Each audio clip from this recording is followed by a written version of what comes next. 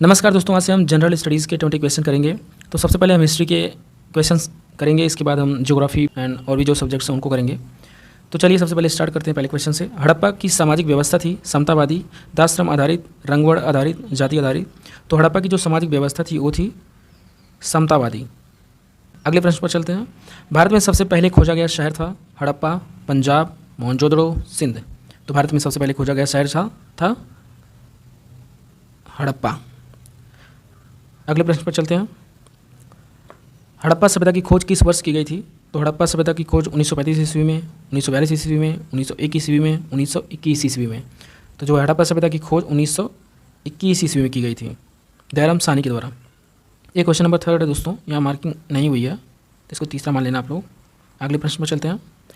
सिंधु घाटी सभ्यता की विशेषता थी प्रकृति की शक्तियों की पूजा, व्यवस्थित शहरी जीवन, खेती, जाति आधारित समाज। तो सिंधु घाटी सभ्यता की जो विशेषता थी वो थी व्यवस्थित शहरी जीवन। अगले प्रश्न पर चलते हैं। मानव ने सर्वप्रथम किस धातु का प्रयोग किया था? एल्यूमिनियम, तांबा, लोहा, चांदी। तो मानव ने सर्वप्रथम तांबे का यूज किया था। अगले प्रश्न पर चलते हैं। देवी माँ की पूजा संबंधित है आर्य सभ्यता से, भूमध्य सागरीय सभ्यता से, सिंधु घाटी सभ्यता से, उत्तर वैदिक सभ्यता से। तो देवी माँ की जो पूजा है वो सिंधु घाटी सभ्यता से है संबंधित। अगले प्रश्न पर चलते हैं। निम्नलिखित में से हड़प्पा सभ्यता का सर्वप्रथम खोजकर्ता कौन था? Sir John Marshall, R D. Banerjee, A. Cunningham, Dayaram Sahni. तो हड़प्पा सभ्यता का जो सर्वप्रथम खोजकर्ता थे वो थे दयाराम साहनी। अगले प्रश्न पर चलते हैं। सिंधु घाटी सभ्यता का विशाल स्नानागार कहाँ पाया गया है? हड़प्पा में, मोहनजोदड़ो में, रोपड़ में, कालीबंगन में। तो सिंधु घाटी सभ्यता का जो विशाल स्नानागार है वो मोहनजोदड़ो में पाया गया है। अगले प्रश्न पर चलते हैं। निम्न में से सबसे प्राचीन सभ्यता है सिंधु घाटी सभ्यता, माया सभ्यता, मेसोपोटामिया की सभ्यता, मिस्र की सभ्यता। तो सबसे जो पुरानी सभ्यता है वो है मेसोपोटामिया की सभ्यता। आगे चलते हैं। सिंधु घाटी सभ्यता के लोग किसकी पूजा करते थे? विष्णु की, इंद्र की, वायु देवता की, पशुपति की। तो सिंधु घाटी सभ्यता के लोग जो हैं वो पशुपति की पूजा करते थे। अगले प्रश्न में चलते हैं। निम्न में से किस नदी के किनारे हड़प्पा और मोहनजोदड़ो के अवशेष पाए गए हैं? रावी, सिंध, व्यास, ए एंड बी दोनों। हड़प्पा और मोहनजोदड़ो के जो अवशेष हैं वो रावी एंड सिंधु नदी दोनों पर पाए गए हैं, इस पे भी और इस पे भी। तो इसका आंसर होगा ए एंड बी दोनों।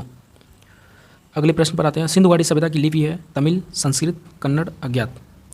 तो जो सिंधु घाटी सभ्यता की वो लिपि वो अभी तक अज्ञात है, इसको कोई समझ नहीं पाया है। ये दाईं ओर से बाईं ओर की तरफ लिखी जाती थी। इस भाषा को अभी तक कोई भी समझ नहीं पाया कि ये किस तरह की भाषा है या कैसे लिखी जाती थी। इसमें ज़्यादातर इमेज का यूज किया जाता था इस लैंग्वेज को लिखने के लिए। अगले प्रश्न पर आते हैं। सिंधु घाटी सभ्यता का बंदरगाह कौन सा है? कालीबंगन, लोथल, रोपड़ या मोहनजोदड़ो।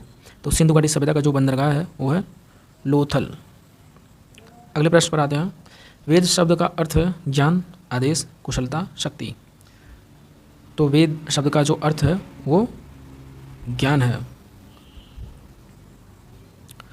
अगले प्रश्न पर आते हैं। वैदिक युग में राजा अपनी प्रजा से जो कर लेते थे उसे क्या कहा जाता था? बलि, विदथ, वर्मन, कर। तो वैदिक युग में जो राजा अपनी प्रजा से कर लेते थे उसको बलि कहा जाता था। ये कर प्रजा स्वेच्छा से देती थी राजा को, इसके लिए कोई बाध्य नहीं था। जबकि उत्तर वैदिक काल आते आते लोगों को बाध्य किया जाता था कर लेने के लिए। निम्न में से कौन चिकित्सक नहीं था? सुश्रुत, चरक, धन्वंतरी, चारवाक। तो जो चारवाक हैं वो चिकित्सक नहीं थे। सुश्रुत, चरक एंड धन्वंतरी की पहचान एक चिकित्सक रूप में की जाती है, जबकि चारवाक की पहचान एक दर्शन आचार्य के रूप में की जाती है। चारवाक ने चारवाक दर्शन नामक सिद्धांत का भी प्रतिपादन किया था। अगले प्रश्न पर चलते हैं।